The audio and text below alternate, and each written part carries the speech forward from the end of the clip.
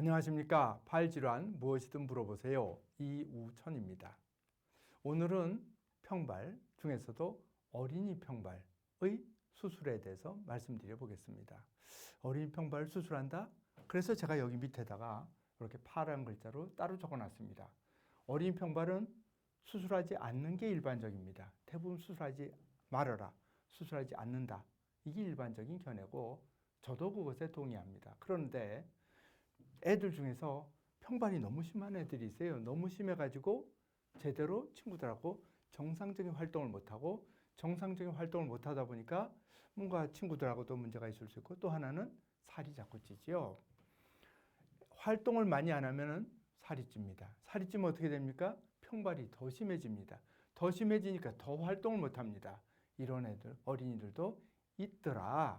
그런 경우에는 이런 것도 필요한 경우가 있더라. 그렇기 때문에 이 말은 맞다. 어린이 평발은 수술하지 않는 것이 일반적이다. 이거를 계속 보여드리도록 하겠습니다. 그래서 그렇지만 어린이 평발에서도 여러 가지로 필요에 따라서 수술 방법을 수술을 해왔고, 그 결과가 이런 방법은 어떻다, 이런 방법은 어떻다, 그런 게 되어 있는 것입니다. 정상인도 디디면은, 이것이 딱 디디고 쓰면은 뒤꿈치가 약간은 이 방향으로 틀어집니다. 디딜 적에 약간. 이것이 정상인의 약간 틀어집니다. 이 발은 디디는데 이것이 조금 더 많이 이렇게 젖혀져 있습니다. 그렇죠? 이렇게 좀 더 많이 젖혀져 있죠. 이 발도 이렇게 많이 젖혀져 있습니다. 정상인보다 약간 더 가는 것이죠. 그래서 여기 발이 많이 일로 젖혀지기 때문에 뒤에서 딱 보면 발가락이 더 많이 보입니다. 그리고 안쪽이 불룩합니다. 딱 서 있는 걸 보면은 이건 아치가 높은지 낮은지 뒤에서 봐서는 모르겠죠. 그렇지만 이 정도 되면 이거는 딱 이건 아치가 낮겠구나, 이건 평발이구나, 이런 걸 알 수 있습니다.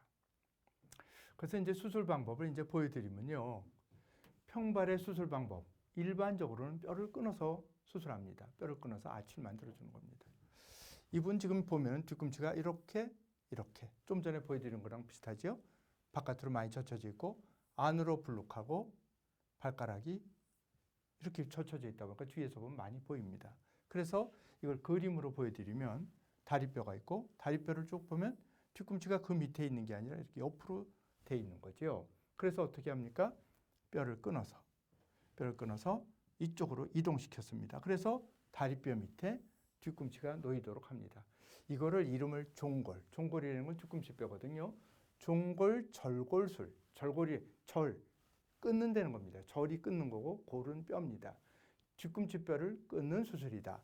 뒤꿈치를 왜 끊느냐? 요렇게 돼 있는 걸 요렇게 체중 부하를 똑바른 선상에서 해주기 위해서 끊는다. 요런 수술 방법이 있습니다. 또 하나는 이걸 발을 위에서 보면은 평발이 되면은 발이 요렇게 돼 있습니다. 그래서 안에가 불룩하죠. 그죠? 요렇게 돼 있고, 여기가 불룩하고 요쪽은 쑥 들어가 있죠. 이렇게 반대로. 뒤에서 보는 걸 생각하시면 역시 마찬가지입니다. 아까 뒤에서 본 거나 위에서 본 거나 결국은 같은 모양입니다. 발을 위에서 보면은 요렇게 돼 있다는 거죠. 그래서 이 경우는 이건 조금 다른 수술 방법이죠. 여기를 끊습니다. 아까는 이 뒤꿈치뼈를 뒤에서 보고 여기를 끊었는데 지금은 이렇게 끊어서 그 사이에 뼈를 넣어줍니다. 이 뼈를 여기다 싹 끼워 넣어주면 어떻게 됩니까?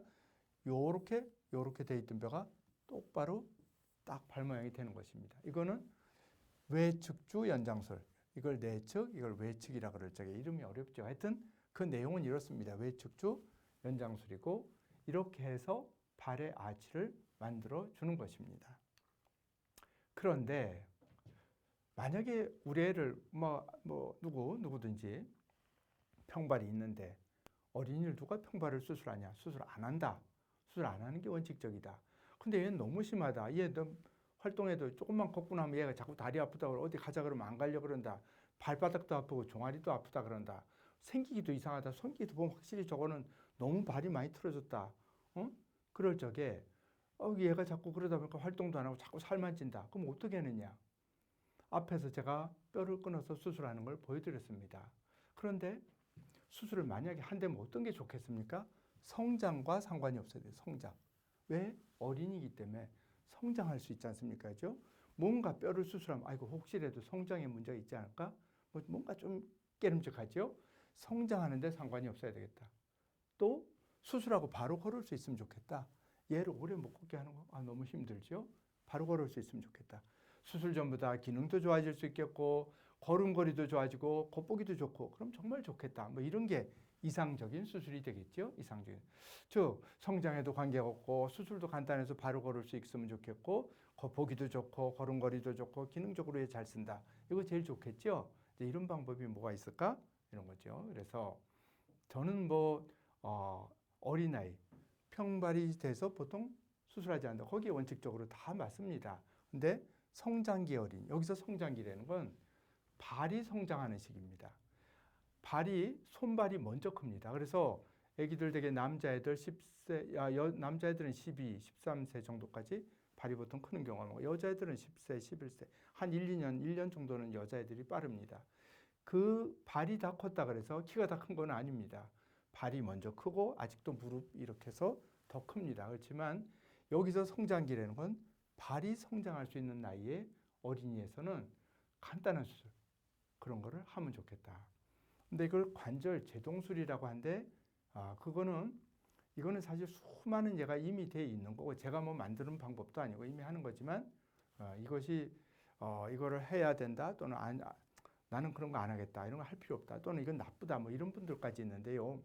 이것이 굉장히 오랫동안 수술한 예는 많지만 이걸 이 어린애들 평생 봤더니 수술 안 한 애들은 이렇게 좋아지고 요런 수술한 애는 나중에 이렇게 좋아지고 나이 들어서 수술 안 했더니 이런 문제가 생기다 이렇게 평생 돼 있는 게 그 연구하기 쉽겠습니까?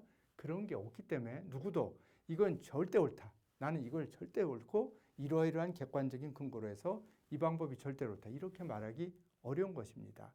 저는 저의 경험과 그간의 환자들의 경과를 봐서 발이 성장하는 시기에 아주 심한 평발이고 기능 장애가 있을 때는 관절 제동술도 여러 가지입니다. 근데 그 중에서 이와 같이 나사를 하나 여기에 끼워 넣는 이런 수술 방법을 하고 있고 실제로 권하고 있습니다. 그래서 이거를 하면 문제가 뭐가 있냐면 뼈와 나사가 마주쳐서 통증이 있을 수가 있겠죠. 또 드물지만 통증이 있으면 이제 그걸 빼야 되는 경우가 있는데 사실은 이거는 성장기 애들이 이거 하는데 바로 기부스에서 바로 걷고 이런 건 다 문제가 없으면 바로 걷고 되게 다 좋아하고 그런데 이런 뭔가 작은 수술이라도 하려면 어린이를 전신 마취를 해야 된다는 게 사실은 제일 큰 문제입니다. 그것이 문제가 아니라면 저는 괜찮다고 생각을 합니다. 그래서 어린이 평발의 수술에 대해서 제가 말씀드린 걸 요약드리자면 수술하지 않는 것이 일반적이다. 당연합니다. 그렇지만 너무 심하고 기능장애가 심해서 잘 안 걸으려고, 운동 잘 안 하려고 하는데 그런 애들은 해주는 게 좋겠더라. 뼈를 수술하지 않고 바로 걸을 수 있는 정도의 수술이 있는데 그런 애들 중에서 아직도 발이 자랄 여유가 있는 애들에선 저는 이런 걸 하고 있다. 그렇게 요약을 해드릴 수 있겠습니다. 얘기를 끝까지 들어주셔서 대단히 감사합니다.